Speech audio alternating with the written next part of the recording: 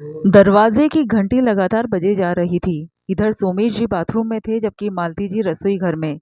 मालती जी फटाफट आटा गूंथ रही थी। आज उनका और सोमेश जी का अपने दोस्तों के साथ पूरे दिन बाहर घूमने का प्लान था। आज सब लोग शहर के कई मंदिरों के दर्शन करने जा रहे थे। अब बाहर का खाना तो पचता नहीं था, सो सब लोग अपने अपने घर से ही खाना बनाकर ले जा रहे थे। बस मालती जी इसी की तैयारी में लगी हुई थी। लेकिन तभी दरवाजे की घंटी बजी। मालती जी के हाथ आटे से सने हुए थे।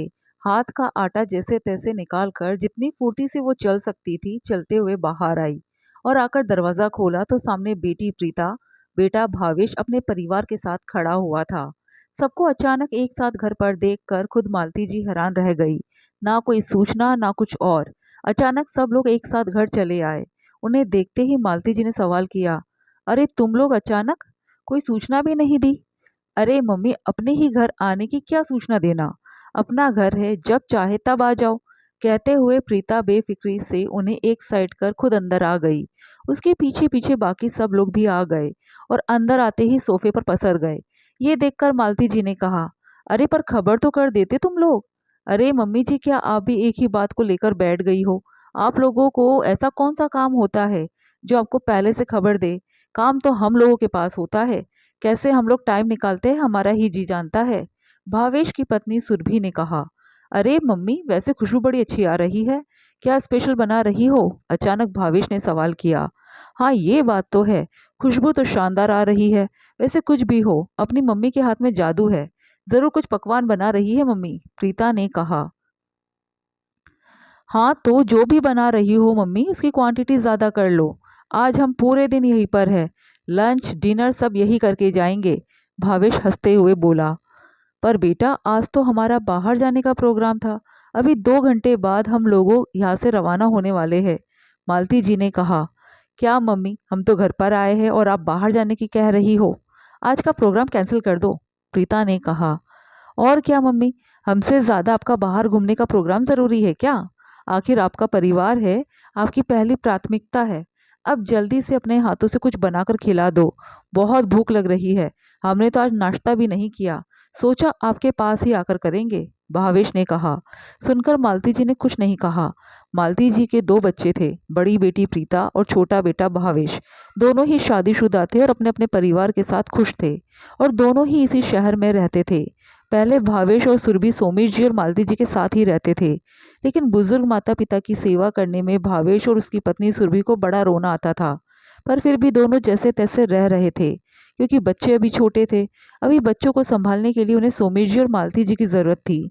जब बच्चे 3 साल के हो गए और स्कूल जाने लगे, तब भावेश ने इसी शहर में अपना दूसरा मकान बना लिया और वही अपने बच्चों और पत्नी के साथ शिफ्ट हो गया, ये कहकर कि यहाँ से उनका ऑफिस दूर पड़ता है। हालांकि सोमेश जी और मालती जी सब जानते थे, इसलिए वो दोनों चुप रह गए। आखिर में घर का माहौल खराब करने से कोई फायदा नहीं था। पर मालती जी के दोनों बच्चों की बड़ी आदत खराब थी। उनका जब मन करता वो लोग यहाँ आ जाते। हालांकि इसके लिए कोई मना भी नहीं था। बच्चे घर पर आए मिलने तो क्या बुराई है, लेकिन अपने हर काम फिर वो मालती जी से ही करवाते। उस दिन तो वो लोग बिस्तर या सोफे से उठते ही नहीं थे। सबके लिए हॉलीडे होता, लेकिन मालती जी का काम तो बढ़ जाता और सबसे बड़ी दिक्कत होती थी कि बिन बताए ही चले आते थे। कई बार उन लोगों के कारण सोमेश जी और मालती जी को अपने प्रोग्राम कैंसिल करने पड़े थे। अभी पिछली बार की ही बात है, सोमेश जी और मालती जी को अपने दोस्तों के साथ बाहर जाने का प्रोग्राम था। तब भी भावेश और प्रीता अचानक से घर पर आ गए और उन्हें अपना प्रोग्राम कैंसिल करना पड़ा था। उस दिन भी मालती जी सुबह से रसोई में अकेली लगी हुई थी, लेकिन मजाल की बहू तो छोड़ो, बेटी भी उठकर रसोई में आई हो। पूरे दिन भर वो लोग घर पर ही रुके थे, नई नई चीज़ों की डिमांड कर रहे थे और मालती जी उन्हें बनाकर खिला भी रही थी। अब सब सामान घर पर हो ये ज़रूरी भी नहीं, सो सोमेश जी को ही बाजार सामान खरीदने के लिए जाना पड़ रहा था। सोमेश जी ने भावेश से कहा, बेटा क्या बुढ़ापे में मुझे परेशान कर रहा है, तुम खुद जाकर सामान ले आओ ना। क्या पापा, आपको हमारा आना अच्छा नहीं लगता है क्या? कभी कभी तो आते हैं यहाँ पर, उसमें भी आप काम बता रहे हो। और फिर हम मम्मी से ही तो डिमांड करेंगे, आखिर हमारी मम्मी पसंद का खाना जो बनाती है, परिवार इसी को तो कहते हैं, भावेश ने बिगड़ते हुए कहा था। लेकिन बेटा, मुझे लगता है पापा जी को हमारा आना बिल्कुल अच्छा नहीं लगता। एक तो हम समय निकालकर आपसे मिलने के लिए आते हैं और उसमें भी आप हमारे साथ ऐसा व्यवहार करते हो। तब सुरभि बीच में ही बोल पड़ी थी। सुनकर मालती जी ने सोमेश जी को चुप रहने का इशारा कर दिया। ये देखकर सोमेश जी खुद ही बाजार चले गए। उस दिन तो फिर भी ये लोग दोपहर तक रुके थे। दोपहर को अपना लंच खत्म कर बर्तन सिंक में छोड़कर भावेश तो अपनी पत्नी और बच्चों के साथ रवाना हो गया। प्रीता जब रवाना होने लगी तब सोमेश जी ने उसे टोका। बेटा, इतने सारे बर्तन हो गए हैं, रसोई फैली पड़ी है, तुम्हारी मम्मी अकेले कैसे काम करेगी? तुम्हें पता है ना कि वो बीमार रहती है, थोड़ी उसकी मदद कर दो। क्या पापा, अपने ससुराल में भी काम करो, यहाँ पर भी काम करो। मैं थक चुकी हूँ, मुझसे नहीं होगा। मम्मी धीरे धीरे कर लेगी, वैसे भी उन्हें आदत है काम करने की। अभी मुझे लेट हो रहा है। टका सा जवाब देकर प्रीता भी अपने घर रवाना हो गई। तब सोमेश जी और मालती जी ने मिलकर धीरे धीरे काम निपटाया था, लेकिन आज फिर वो लोग बिना बताए ही आ गए। जब सोमेश जी को ये बात पता चली तो वो कमरे से बाहर निकल कर आए और बोले, अरे तुम सबने बड़ा अच्छा किया कि आज आ गए। आज मैं और तुम्हारी मम्मी अपने दोस्तों के साथ बाहर घूमने जा रहे हैं। तब तक हमारे पीछे से तुम लोग घर संभाल लेना, हमें किसी गार्ड को भी रखना नहीं पड़ेगा। फिर मालती जी की तरफ पलट कर बोले, अब मालती तुम भी तैयार हो जाओ, अब तुम्हारी बेटी बहू सब आ चुकी है, ये लोग खाना तैयार कर देगी, अब तुम जल्दी करो। उनकी बात सुनकर एक पल के लिए सबकी बोलती ही बंद हो गई। फिर प्रीता बोली, पापा कहाँ जा रहे हो आप लोग? हम तो आपसे मिलने के लिए आए हैं और आपको घूमने की लगी है। फिर किसी दिन चले जाना, आज तो घर पर ही रहो।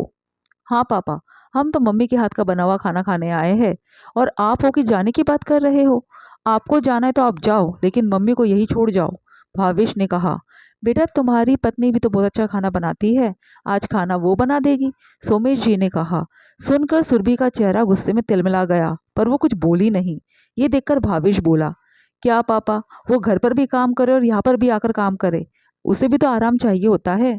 तो बेटा, ये तुम्हारे माँ बाप का घर है, कोई होटल नहीं है जहाँ तुम आराम करने के लिए आए हो। तुम्हारी मम्मी की उम्र देखी है? तुम उम्मीद करते हो कि वो इस उम्र में तुम्हें अच्छे अच्छे पकवान बनाकर भी खिलाएगी और फिर तुम्हारे झूठे बर्तन भी धोएगी, और जो तुम्हारे आने के बाद पूरा घर फैलता है उसे भी ठीक करेगी, जबकि तुम और तुम्हारी पत्नी तो यहाँ आराम करने के लिए आए हो। शर्म नहीं आती तुम्हें? उसके बाद सोमेश जी प्रीता की तरफ मुड़े और बोले, और क्या कहा था तुमने अपनी मम्मी को? मैं अपने घर का भी काम करूँ और यहाँ का भी काम करूँ? तो बेटा जी, आपको यहाँ आने की कोई ज़रूरत नहीं है, आप अपने घर पर ही रहो, यहाँ आकर हमारा काम फैलाने की ज़रूरत नहीं है।